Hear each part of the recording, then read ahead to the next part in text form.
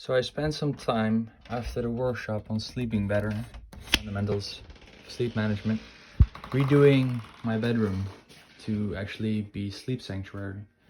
So this is what that looks like. Did it based on some principles of Feng Shui. So here was a nice salt lamp, a little altar, a little gratitude jar.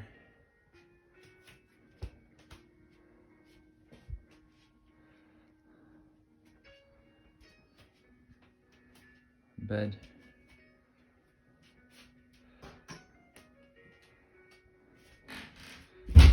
Nothing else. Nice little picture. So now my bedroom has actually become a sleep cave, or what I call a sleep sanctuary.